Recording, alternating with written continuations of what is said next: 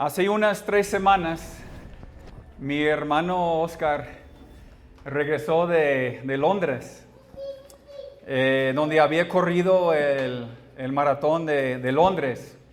Y estuvimos platicando y no sé qué me pasó, hermanos, pero me nació la idea de correr un maratón. Entonces me inscribí en uno y ayer corrí mi primer maratón. No, claro que no, hermano. Él estaba viéndome como, qué tonto eres, Josué. Hermanos, obvio que no. No soy tan necio. Pero después de platicar con él, llegué a la casa y estaba platicando con Heather. Y hace unos 15 años atrás, pues yo competía en algunas carreras y yo había corrido algunas distancias, nunca 42 kilómetros, pero a lo mejor unos 15 o hasta 20. Entonces yo pensé, ¿por qué no? Pero correr 42 kilómetros, hermanos, no es cualquier cosa. Requiere un plan, requiere tener una meta, requiere mucha preparación. Comienza con comprar unos buenos tenis, lo cual ya hice. A lo mejor, bajé una aplicación a mi celular para monitorear la distancia. Hice un plan para entrenamiento. Comencé hace 2 semanas, hermanos. Comencé con unos 3 kilómetros nada más. Y llegué a la casa casi muerto. La semana pasada hice 5 y hoy en la mañana hice 10. Entonces voy poco a poco avanzando, hermanos, con un plan. Pero después de investigar un poco, toda la gente que ha corrido dice y recomienda que debe de entrenar entre 26 a 30 semanas para poder llegar a tener la condición para correr un maratón. Y estoy pensando, híjole, pues 30 semanas es pues más de la mitad del año. Y a lo mejor por la altura a que estamos, pues me va a costar un poco más trabajo y voy a tardar un poco más, pero pues básicamente tengo que tener metas de corto plazo, tengo que tener metas de largo plazo. Luego tengo que pensar en la alimentación, la hidratación. O sea, es mucho, hermanos. No solamente es salir y decir, no, pues voy a lanzar 42 kilómetros. Como ustedes saben, tienes que tener metas para la velocidad y el ritmo de cada kilómetro. Y sería increíblemente negligente de mi parte, e incluso ignorante, a lo mejor peligroso para cualquier persona correr o intentar correr un maratón sin haber preparado, establecido un plan, unas metas, sin esa preparación. Pablo en 1 Corintios capítulo 9, 25 dice y compara la carrera con el ministerio y él dice, y todo el que compite en los juegos se abstiene de todo. Ellos lo hacen para recibir una corona corruptible, pero nosotros una incorruptible. Por tanto, yo de esta manera corro, no como sin tener meta. De esta manera peleo, no como dando golpes al aire, sino que golpeo mi cuerpo y lo hago mi esclavo, no sea que habiendo predicado a otros, yo mismo sea descalificado. La iglesia, el ministerio, la misma vida cristiana, el que no tiene propósito bien definido, el que no establece metas, que no tiene visión, es una iglesia, es un ministerio, es un cristiano destinado a fracasar, a descalificarse. Y la meta de cualquier ministerio, cualquier iglesia, cualquier vida cristiana, cualquier cristiano que quiere glorificar a Dios, esa meta es cumplir su voluntad, ser aprobado por el Señor. Y Pablo, en nuestro pasaje hoy, así presenta su ministerio. Vayan conmigo a Romanos 15, hermanos. Romanos 15, versículo 15. Fue la voluntad de Dios, los propósitos de Dios, lo que controló la vida de Pablo. Él era un siervo, no viviendo para su propia voluntad o para hacer su propio deseo, sino viviendo para hacer la voluntad de Dios. Y ese es un elemento básico en la vida y es bastante obvio en la vida del cristiano. John MacArthur dice, Pablo no podía concebir ningún deber más elevado, ninguna búsqueda más noble, ningún gozo más grande, ningún privilegio más rico que el de hacer la voluntad de Dios. De hecho, en 6 de sus cartas que escribió el apóstol, él se presenta a sí mismo como un apóstol por la voluntad de Dios. La voluntad de Dios fue ese factor determinante en su llamado al ministerio. En el camino al Damasco, ustedes recuerden cuando Jesús tumba a Saulo. ¿Cuál era la pregunta que le hizo Saulo a Cristo? ¿Qué quieres que haga, Señor? ¿Qué quieres que haga? Siempre fue desde el principio su deseo de hacer lo que el Señor quería que hiciera. Toda su vida fue ordenada por esta idea de seguir la voluntad y el propósito de Dios, de ser aprobado por Dios, cumplir los propósitos de Dios. En Romanos 12, cuando él dice que debemos presentar nuestros cuerpos en sacrificio vivo, santo, agradable a Dios, y no debemos conformarnos a este mundo, sino transformarnos por la renovación de nuestra mente. ¿Para qué? Para que podamos conocer y para que podamos comprobar cuál sea la buena voluntad y perfecta voluntad de Dios. Esa es la meta, hermanos, de nuestra vida. Entonces eso es conocer y cumplir en nuestras propias vidas la voluntad de Dios. Vamos a leer el pasaje del día de hoy, Romanos 15, 15. Mas os he escrito, hermanos, en parte con atrevimiento, como para haceros recordar por la gracia que Dios me es dada, para ser ministro de Jesucristo a los gentiles, ministrando el evangelio de Dios, para que los gentiles les sean ofrenda agradable y santificada por el Espíritu Santo. Tengo pues de que gloriarme en Cristo Jesús en lo que Dios se refiere, porque no osaría hablar sino lo que Cristo ha hecho por medio de mí para la obediencia de los gentiles con la palabra y con las obras, con potencia de señales y prodigios en el poder del Espíritu Santo de Dios, de manera que desde Jerusalén y por los alrededores hasta Ilírico, todo lo he llenado del Evangelio de Cristo. Y de esta manera me esforcé a predicar el Evangelio, no donde Cristo ya hubiese sido nombrado, para no edificar sobre fundamento ajeno, sino como está escrito, aquellos a quienes nunca les fue anunciado acerca de él verán, y los que nunca han oído de él entenderán.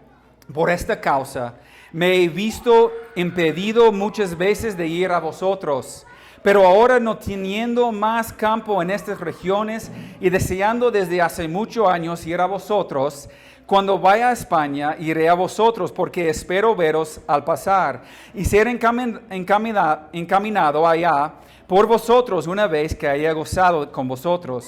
Mas ahora voy a Jerusalén para ministrar a los santos, porque Macedonia y Acaya tuvieron a bien hacer una ofrenda para los pobres que hay entre los santos que están en Jerusalén. Pues les pareció bien y son deudores a ellos, porque si los gentiles han sido hechos participantes de sus bienes espirituales, deben también ellos ministrarles de los materiales. Así que cuando haya concluido esto y les haya entregado este fruto, pasaré entre vosotros rumbo a España. Y sé que cuando vaya a vosotros, llegaré con la abundancia de la bendición del Evangelio de Cristo.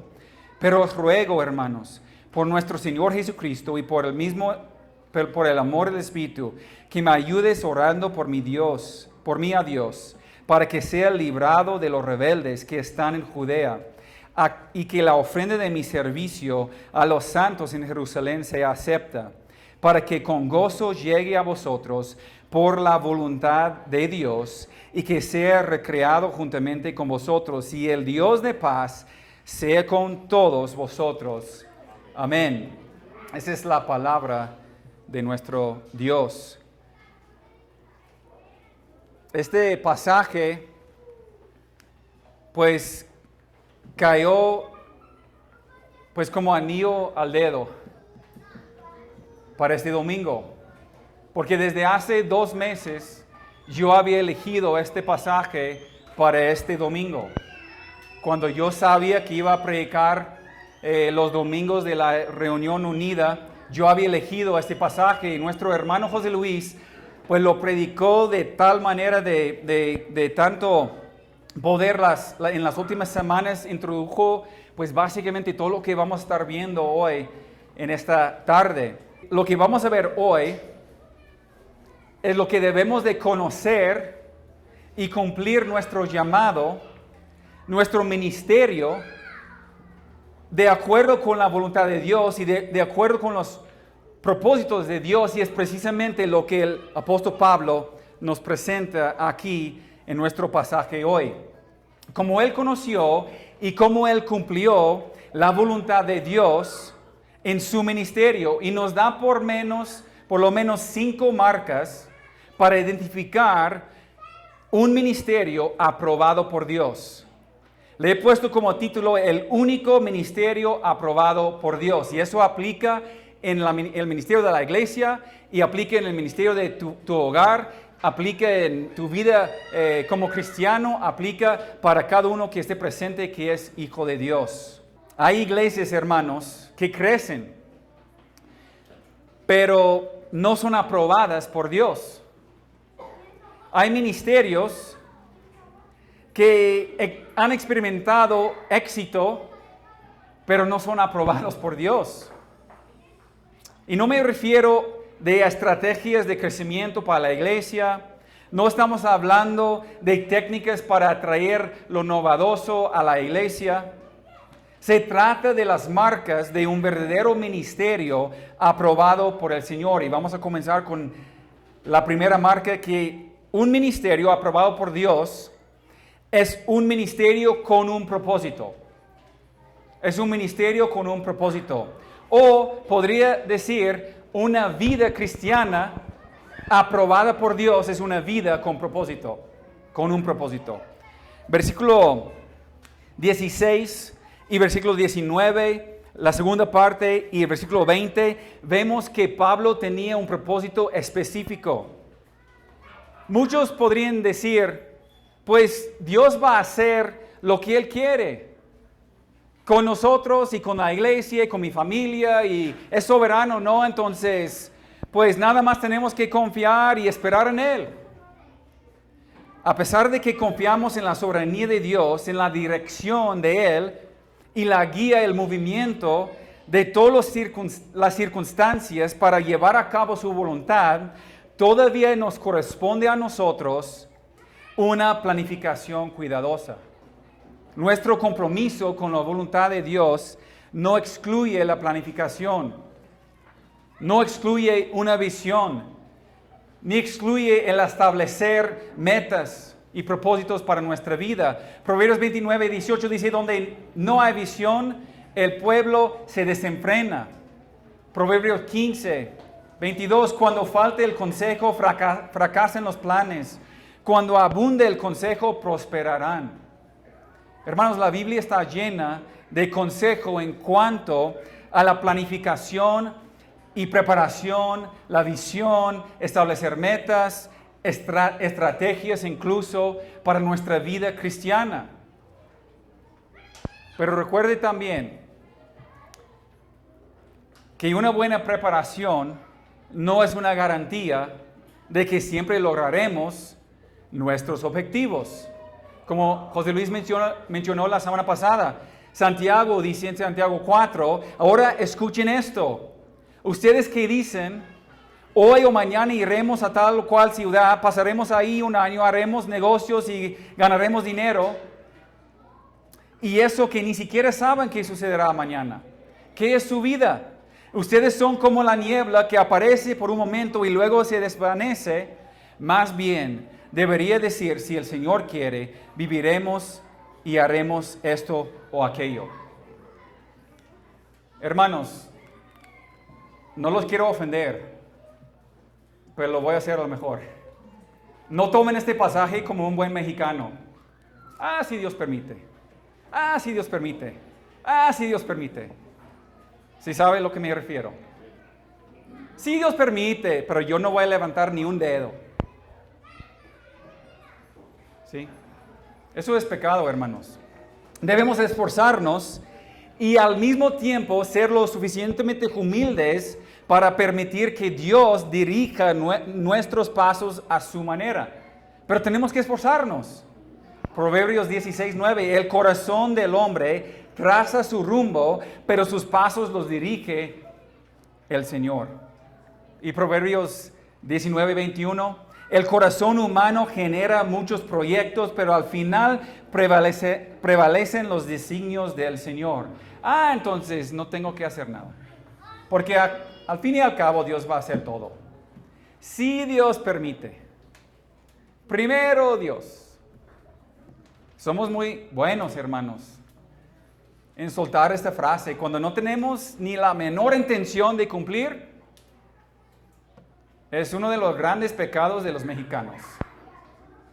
Y más dentro de la iglesia. Pues Dios no lo permitió. Pues no soy responsable. He hecho la culpa a Dios. Esa frase en Santiago es para planificar y hacer los planes, pero si no se llevan a cabo, eso es si el Señor permite o no permite. Pero tenemos que esforzarnos y hacer los planes. Obvio, Dios está en control, no nosotros, pero eso no nos da licencia para la flojera o para andar sin propósito en la vida cristiana. Y la mayoría de los cristianos viven así. La mayoría de ustedes viven así. Sin propósito, sin visión, sin metas. ¿Y saben qué? Viven así en su vida personal. Viven así en su vida espiritual. Viven así en su vida de familia, en su vida laboral, en su vida de servicio a la iglesia. Y no logran nada. ¿Por qué? Porque no hay dirección. No hay disciplina. No hay un propósito definido. Un ejemplo que he compartido anteriormente. Estaba platicando con unos hermanos el otro día. Y muchos me han dicho, muchísima gente me ha dicho, qué afortunado Josué que tus hijas, pues que ya alcanzaron una madurez espiritual y que ya siguen a Cristo y son maduras y que aman al Señor. Qué afortunados son ustedes. Y yo nada más me río, porque la verdad, hermanos, desde que se embarazó mi esposa con nuestra primera hija, comenzamos un plan para lograr una meta, y esa meta es criar a hijas piadosas. Y comenzamos con un plan, con un propósito, con metas de corto plazo, de largo plazo, con una visión de que nuestras hijas llegarían a ser mujeres de Dios. Eso era mi único propósito como padre. No entró la fortuna, no entró la suerte, fue por la gracia de Dios y mucho esfuerzo y sudor del frente hasta lágrimas, hermanos, hasta salir sangre. Entonces, la mayoría de nosotros no tenemos ningún plan para nuestros hijos. Y cuando ellos no alcanzan a ser hombres y mujeres maduros en la fe, decimos, pues Dios es soberano. Echamos la culpa a Dios, hermanos. Cuando Él nos dio a nosotros la tarea, la responsabilidad, una visión, las metas, lo necesario para llevarlo a cabo. Tenemos que dejar esos pretextos, hermanos. Somos muy buenos para echar la culpa a Dios. Proverbios 21:5, los planes bien meditados dan buen resultado. Los que se hacen a la ligera causan la ruina. ¿Sabe por qué la mayoría de los cristianos andan en ruina? Porque toman los planes a la ligera en cuanto a su vida espiritual. Los matrimonios, las familias, la crianza de nuestros hijos, nuestro servicio al Señor. Pablo estableció metas, pero las sometió a Dios y a su dirección. Ahora, nada más rápido, vamos a ver esos propósitos. El propósito que él tenía, el propósito era preciso. Versículo 16, ser ministro de Jesucristo a los gentiles. Versículo 20, me esforcé a predicar el evangelio, no donde Cristo ya hubiese sido nombrado, para no edificar sobre fundamento ajeno. Eran metas y propósitos precisos. Él, basado en su llamado, ustedes ya saben del llamado de Pablo, que se menciona en Gálatas 1, que se menciona en Efesios 3, en Hechos 9, el llamado de Pablo de ser apóstol a los gentiles. Entonces su propósito era específico y preciso, y ese propósito gobernaba toda su vida. El propósito también determina las prioridades y la dirección de nuestra vida.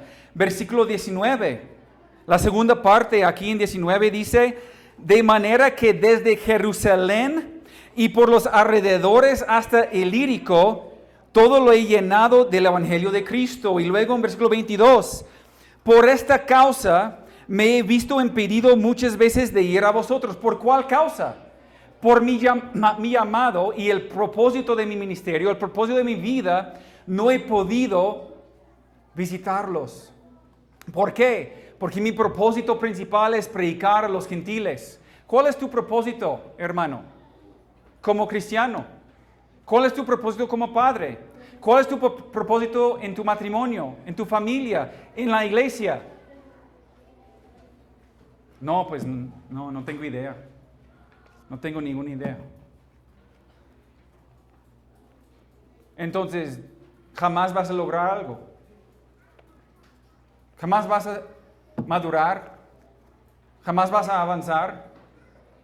Y vas a terminar ahí al final de su vida, a lo mejor fracasando en muchas áreas de su vida. Porque anda sin rumbo. Pablo tenía ese propósito que determina las prioridades y direcciones. ¿Cómo tomamos decisiones nosotros como una iglesia? ¿A ustedes una vez han preguntado esa pregunta? ¿Cómo es que determinaron dividir la iglesia, multiplicarnos en ese momento, al llegar a esta cantidad de gente, no rentar un lugar más grande, poner 2 iglesias y luego empezar a levantar líderes y con el propósito de multiplicarnos y abrir iglesias en este lugar, en aquel lugar? ¿Una vez se le ha pasado la mente preguntar eso? Nosotros desde el día antes de comenzar la obra, antes de tener el primer estudio de Iglesia Bíblica Zacatecas, escribimos nuestro propósito como iglesia. En un rato se lo voy a compartir y ustedes lo tienen en la hoja ahí, pero vamos a repasarlo en un momento. Hermanos, Pablo dice desde Jerusalén hasta Ilírico, a través de las puertas cerradas, a través de las puertas abiertas, él sigue cumpliendo el propósito que Dios tiene para su vida. ¿Ustedes saben por qué hay una iglesia aquí en Zacatecas, Iglesia Bíblica Zacatecas? Es por una puerta cerrada, hermanos. La mayoría saben que nosotros íbamos rumbo a Ecuador para plantar iglesias. Y Dios cerró la puerta. Y dentro de 2 semanas terminamos aquí en Zacatecas. Ah, qué casualidad. No, nuestro propósito siempre era lo mismo, pero Dios nada más dirigió el lugar, la dirección. ¿Sí? aquí en versículo 23 al 28 también vemos que este propósito incluye metas de corto y largo plazo. Pablo dice que a pesar de mis deseos, a pesar de mis planes de ir a España, él tenía gran deseo de ir a España y visitar a los hermanos en España y predicar en España y ministrar en España. Eso era un deseo grande en él. Lo menciona varias veces.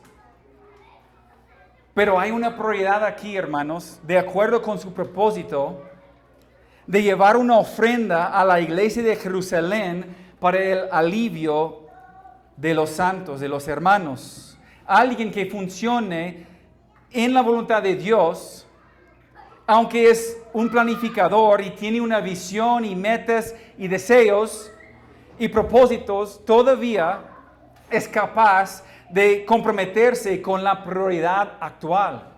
A veces hay otras cosas que nos vienen en nuestro camino y tenemos que tomar una pausa por un momento de este propósito principal y tenemos que cumplir otra cosa porque eso es la voluntad de Dios para nosotros. Pablo estableció un propósito bien definido, preciso, y este propósito determinó sus prioridades y la dirección de su ministerio. Incluía metas de corto y largo plazo y también es lo que debemos establecer en nuestra vida cristiana. Pero no cabe duda, hermanos, que un ministerio aprobado por Dios es un ministerio con un propósito. La segunda marca, versículos 17 y 18. Un ministerio aprobado por Dios es un ministerio centrado en Cristo.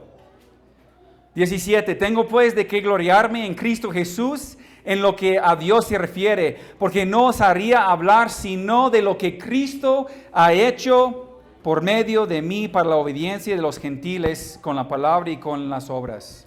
José Luis ya habló de esto la semana pasada, no vamos a detenernos mucho, pero desde el principio al fin, de Génesis a Apocalipsis, el mensaje principal de las Escrituras se trata de Jesucristo. Todo se trata de Él. Un ministerio centrado en Cristo, una vida centrada en Cristo, lo presenta a Cristo como el fundamento para la verdadera transformación. Hay una sola respuesta, hermanos, y es Cristo. No importa la pregunta. Tenemos un solo propósito de este púlpito: predicar a Cristo, presentar a Cristo, hacer notorio el nombre de Cristo, elevar a Cristo, exaltar a Cristo. Hechos 4:11 dice: este Jesús es la piedra reprobada por vosotros los edificadores, la cual ha venido a ser cabeza del ángulo, y en ningún otro hay salvación, porque no hay otro nombre bajo el cielo dado a los hombres en que podemos ser salvos. Este mensaje no es algo nuevo. 1 Corintios 2:1, yo mismo, hermanos, cuando fui a anunciarles el misterio de Dios, no le hice con gran elocuencia y sabiduría. Me decidí, dice Pablo, más bien estando entre ustedes, no saber nada, no saber cosa alguna, excepto de Jesucristo y de este crucificado. 1 Corintios 1:22, porque los judíos piden señales y los griegos buscan sabiduría, pero nosotros predicamos a Cristo crucificado, para los judíos ciertamente tropezadero y para los gentiles locura, mas para los llamados así judíos como griegos, Cristo, poder de Dios y sabiduría de Dios. Solamente Cristo. Hechos 8:5, entonces Felipe descendió a la ciudad de Samaria, les predicaba a Cristo. Él no los invitaba a lo más novedoso. Él predicó a Cristo. Hechos 9:22, pero Saulo mucho más se esforzaba y confundía a los judíos que moraban en Damasco, demostrando que Jesús era el Cristo. Hechos 18:5, y cuando Silas y Timoteo vinieron de Macedonia, Pablo estaba entregado por entero a la predicación de la palabra, testificando a los judíos que Jesús era el Cristo. Hechos 18:28, porque con gran vehemencia refutaba públicamente a los judíos, demostrando por las Escrituras que Jesús era el Cristo. 17:3, declarando y exponiendo por medio de las Escrituras que era necesario que Cristo padeciese y resucitase de los muertos, y que Jesús, a quien yo os anuncio, decía Él es el Cristo. 2 Corintios 4:5, porque no nos predicamos a nosotros mismos, sino a Jesucristo como Señor, y a nosotros como vuestros siervos por amor de Jesús. Todo se trata de Cristo, hermanos. Carlos Spurgeon dijo: yo propondría que el propósito de este ministerio sea la persona de Jesucristo. No me avergüenzo de llamarme calvinista, no dude en asumir el nombre de bautista, pero si me piden cuál es mi credo, debo responder: es Jesucristo. El cuerpo de la teología, el cual me sujeto y me uno siempre con la ayuda de Dios, es Cristo Jesús. Él es la suma y la sustancia del Evangelio. Él es en sí misma toda la teología. Él es la encarnación de todas las verdades preciosas. Él es la materialización personal y gloriosa del camino, la verdad y la vida. Y Él sigue. Si queremos ver más conversiones, debe haber una predicación más constante de Cristo. Cristo debe estar en cada sermón. Debe ser el comienzo y el final de toda la teología que se predica. Haz que Cristo sea pues el diamante de todo sermón. A veces me pregunto, dice Spurgeon, si ustedes se cansan de mi predicación, porque yo no hago más que martillar sobre este mismo clavo año tras año. Mi lema sigue siendo solos Cristus. Un sermón sin Cristo es algo espantoso, horrible. Es un pozo vacío. Es una nube sin lluvia. Un árbol muerto, 2 veces arrancado de raíz. Es abominable dar a hombre piedras en vez de pan, escorpiones en vez de huevos. Pero eso es lo que hacen los que no prediquen a Jesús. Un sermón sin Cristo. Mejor sería hablar de un trozo de pan que no tenga harina. ¿Cómo puede alimentar el alma? Los hombres mueren y perecen porque Cristo no está en sus sermones. Y eso describe la gran mayoría de los púlpitos y los ministerios y las iglesias. El ministerio, la iglesia, el cristianismo se trata de una sola cosa. Este púlpito existe, repito, con un solo fin. No es para un servidor, no es para José Luis, ni Humberto, ni el hermano Pedro. Tenemos una audiencia de una sola persona y esa persona es Jesús. Se trata de exaltar al nombre de Cristo. No venimos, hermanos, a predicar o platicar de la cultura, de la política, de la psicología o de una cosmovisión afuera. No venimos a hablar de nosotros, hermanos, como es común en la mayoría de los púlpitos. No, hermanos, no y no, 1000 veces no. Nos reunimos para proclamar las obras maravillosas de aquel que nos llamó de las tinieblas a su luz admirable. Y cuando salimos de aquí es con un propósito, es para dar a conocer a Cristo desde tu barrio hasta las naciones. Es el propósito de la iglesia y de tu vida cristiana.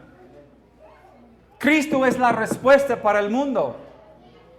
Y yo sé que algunos están aquí sin Cristo. Cristo es la respuesta. Dios es justo y perfecto. Y Él creó al hombre para estar en relación con Él, para tener relación con Él. Pero el hombre cayó en pecado. Y por el pecado hay una separación entre Dios y el hombre. Porque Dios estableció un castigo por el pecado. Y la paga de tu pecado, tú que estás sin Cristo, es la muerte física, la muerte espiritual y la separación eterna de un Dios santo y justo. Tú no puedes restaurarte a través de ninguna obra buena. No hay ningún mérito o esfuerzo humano que puede reconciliarte con Dios. Pero Dios, quien es rico en misericordia, amó tanto al mundo que envió a su Hijo Jesucristo para tomar sobre sí mismo, para cargar sobre sus hombros el castigo, la paga, la ira de Dios. Él pagó el precio que merecíamos pagar, y solamente con un arrepentimiento verdadero y una confianza plenamente en la obra expiatoria de Cristo podemos experimentar la paz y reconciliación con Dios. Cristo es la única respuesta. Cristo es el centro, un ministerio aprobado por Dios, una vida aprobada por Dios. Es un ministerio, una vida con un propósito y un ministerio centrado en Cristo. Nos lleva a la tercera marca. Versículo 18, la segunda parte y 21. Un ministerio aprobado por Dios es un ministerio basado en la palabra.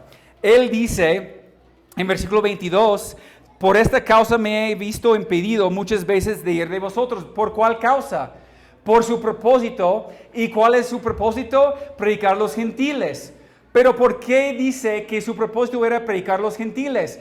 Porque él basó todo su ministerio sobre la palabra de Dios. Porque en versículo 21 dice, sino como está escrito, a aquellos a quienes nunca les fue anunciado acerca de él verán, y los que nunca han oído de él entenderán. Pablo basó todo su ministerio en la escritura. Él está citando aquí Isaías 52:15.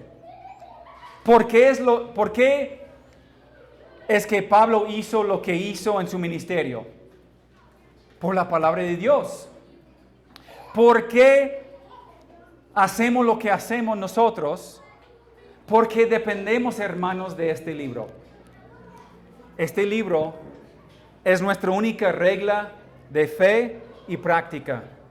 Sola escritura significa que solamente la escritura tiene la autoridad para la fe y la práctica del cristiano. La Biblia es completa, suficiente, autoritativa y verdadera. Toda escritura es inspirada por Dios y es útil para enseñar, para redarguir, para corregir, para instruir en justicia, a fin de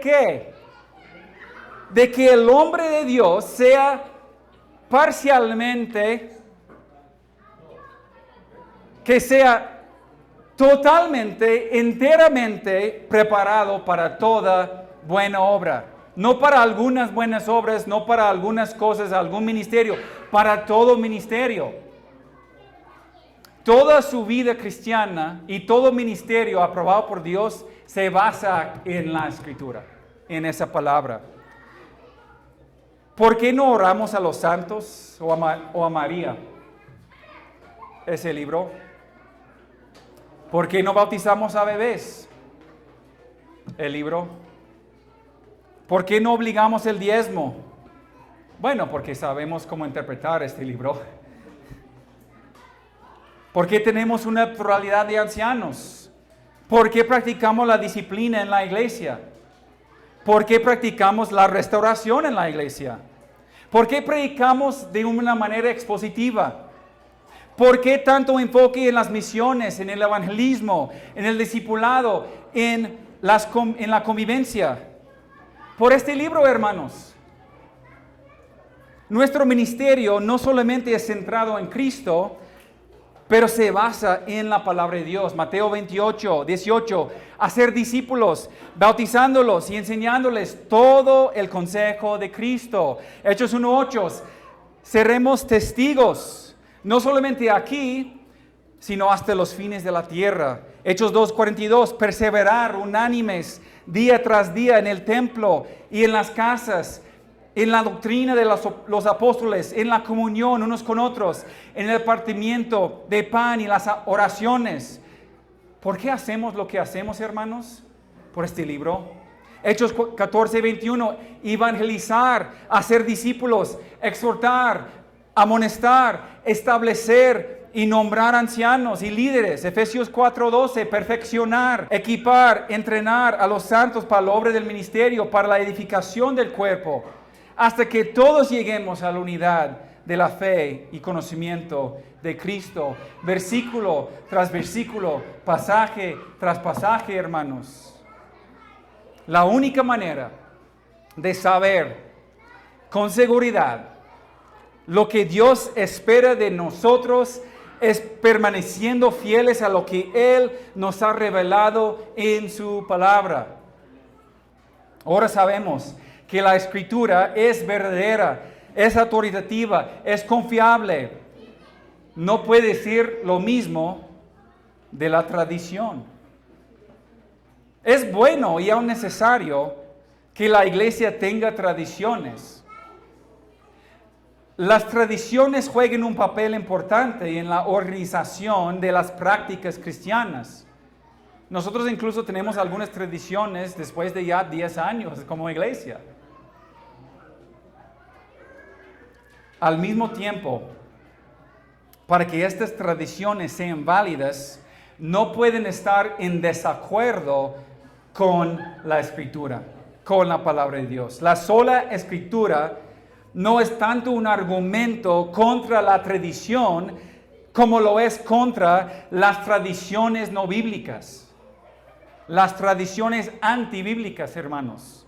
El problema con la Iglesia Católica y muchas otras iglesias cristianas, no somos exentos, hermanos, es que sus tradiciones están basadas en tradiciones de otras tradiciones, sin que la tradición inicial esté en armonía con la Escritura. Esto es porque los cristianos siempre debemos regresar a la sola Escritura, la autoritativa palabra de Dios, como la única base sólida para la fe y práctica. No vamos a detenernos mucho aquí, hermanos, porque ya hemos hablado mucho de esto, de nuestra sujeción a la palabra. El único ministerio, hermanos, aprobado por Dios, es un ministerio con un propósito, es un ministerio centrado en Cristo, es un ministerio basado en la palabra de Dios y es un ministerio empoderado por el Espíritu Santo. Versículo 18 y 19. Con potencia de señales, dice 19, y prodigios en el poder del Espíritu de Dios. ¿Cuándo recibiste tú el poder del Espíritu? Cuando creíste. Al nacer de nuevo. El Espíritu de Cristo mora en mí y mora en ti. Desde el día de nacer. No sé si alguien aquí pues ha ido a Jerusalén, pero yo sí. Y lo recomiendo. Pues es un viaje increíble. Pero hermanos, y escúcheme bien. No encontrarás a Dios de una manera más especial. No tendrás una cercanía mejor con Dios estando en Jerusalén que estando aquí en Zacatecas. Nosotros no tenemos que ir a ningún lugar, no tenemos que ir a un templo para encontrar a Dios. Dios ha puesto su Espíritu en ti y te selló. Y ese es el poder que está obrando en ti. Ese mismo poder que fue el poder que resucitó a Cristo de entre los muertos, mora en ti si eres hijo de Dios.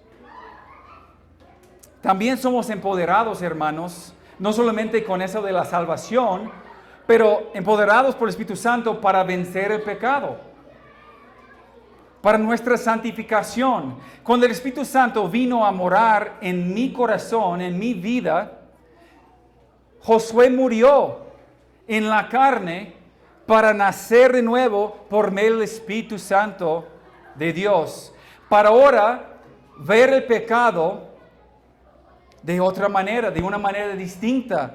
Antes no veía mi pecado de esa forma.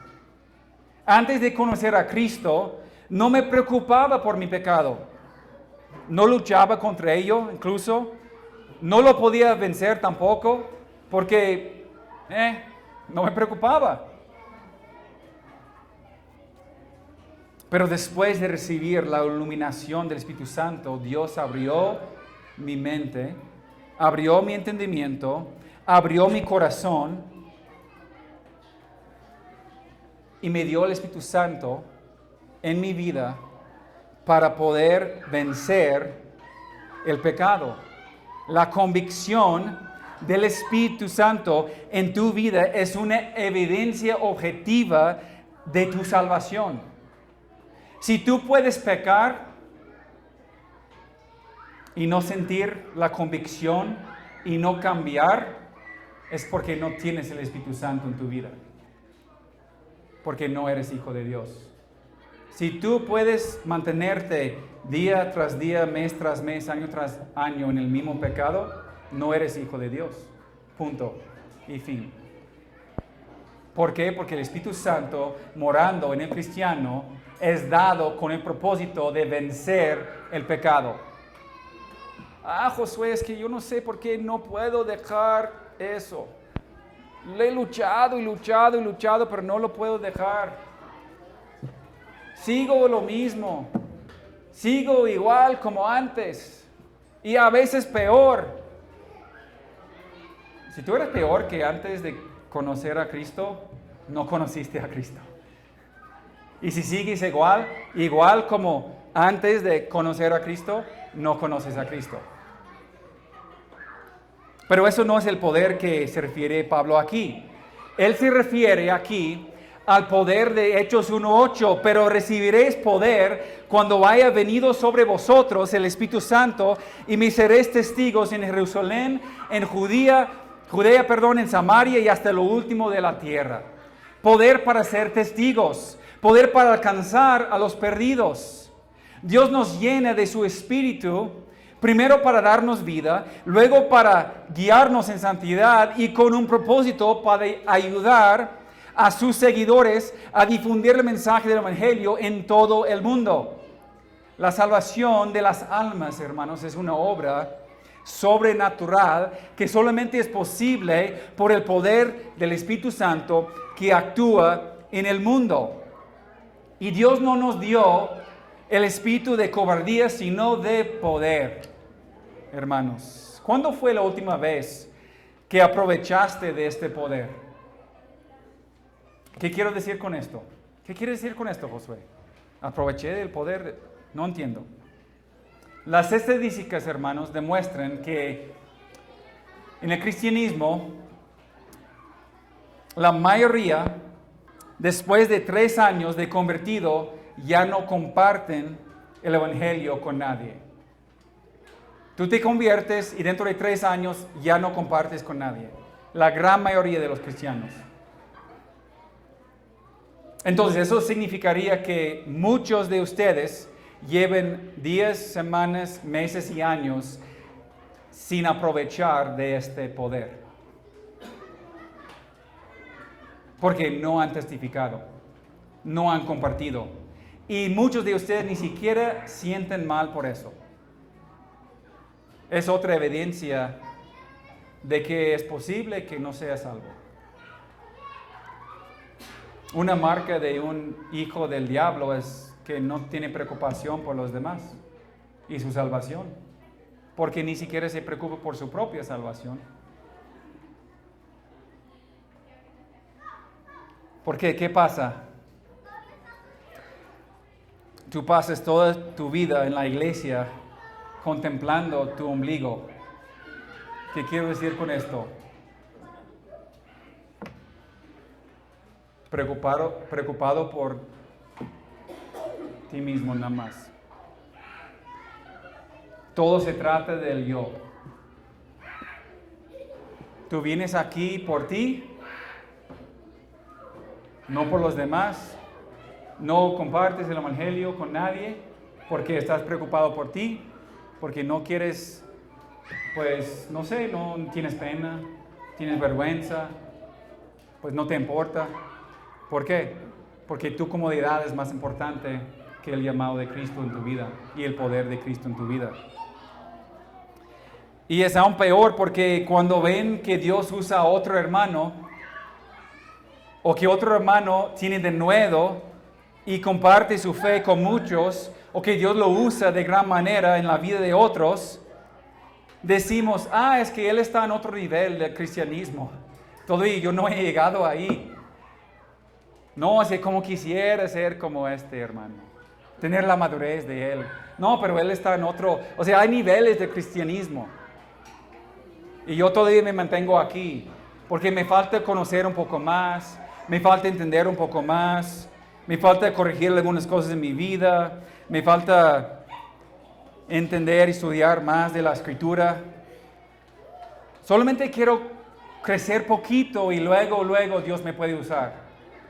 Si tienes esa actitud, Dios jamás te va a usar y jamás vas a crecer. Porque con cada paso vas a decir, no, un poquito más, un poquito más, un poquito más. Y ahí en ese estado, con esa actitud, no vas a encontrar ese poder espiritual que está en ti. Encuentras el poder cuando vives de acuerdo con la misión. No esperes para poder vivir de acuerdo con la misión. Hay que vivir la misión y Dios te va a dar el poder porque ya te ha dado el poder. Tienes que tomar el paso.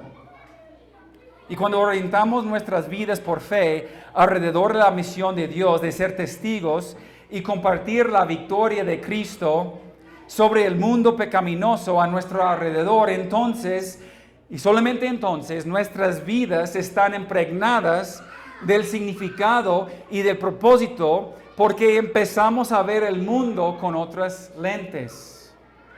La vida cristiana no es una vida aburrida. Muchos de ustedes están viviendo un cristianismo aburrido. Los cristianos nunca debemos estar aburridos, pero muchos viven sin propósito. No viven de acuerdo con la voluntad de Dios. ¿Entiendes que vives donde vives, en el barrio donde vives, con un propósito eterno? ¿Entiendes, varón, que trabajas donde trabajas con un propósito eterno? ¿Entiendes, joven, que asistes a la escuela, a la universidad donde asistes con un propósito eterno? ¿Entiendes, mujer, que estás en casa, en tu hogar, con un propósito eterno? Si no comienzas a ver el mundo desde esa perspectiva, entonces vas a seguir viviendo tu cristianismo aburrido y mediocre. Y eso no es para ofender, hermanos. Pero la gran mayoría de la iglesia está viviendo un cristianismo mediocre. Y ese cristianismo no es el cristianismo. Un cristianismo tibio no es el cristianismo. De hecho, Dios dice, y ustedes saben lo que voy a decir, Dios dice, te vomitaré de mi boca. Que fueres caliente o frío, pero tibio, a lo mejor Dios no le gusta el agua a tiempo. O frío o caliente. La vida cristiana, hermano, requiere fe, requiere tomar riesgo, y Dios bendice la gran fe y el gran riesgo.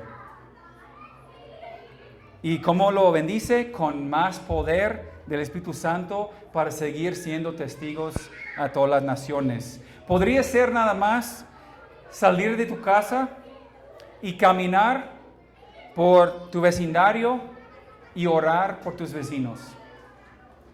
¿Por qué no comienzas así? Y luego cuando los ves, les puedes comentar, ¿sabes qué? Yo creo en el poder de la oración. Yo he estado orando por ti. ¿Tienes alguna petición en especial? ¿Quién no puede hacer eso? ¿Cuánto denuedo requiere para hacer esto? No mucho, pues muy poco, lo más mínimo, lo que ya está dentro de ti. De hecho, puedes comenzar así. Ores así por tus familiares, por tus compañeros, por la gente de tu barrio. Miren, al hacerlo, Dios comenzará a hacer algo en ti. Despertará en ti un interés por sus vidas y por sus necesidades. Y Dios abrirá puertas. Por eso Dios nos dio el poder para testificar, hermanos. Hermano, alza tus ojos y mira, la cosecha está lista. El tiempo ha llegado. ¿Cómo sigue? La mies es madura. Esfuérzate, sea valiente. Levántate, predica a todas las naciones que Cristo les da vida. ¿Por qué? ¿Cómo? Porque el Espíritu Santo mora en mí y en ti y te ha empoderado para cumplir con una misión. Si tú estás viviendo tu vida cristiana por ti misma, entonces estás fracasando y no estás cumpliendo el propósito del poder del Espíritu Santo en ti.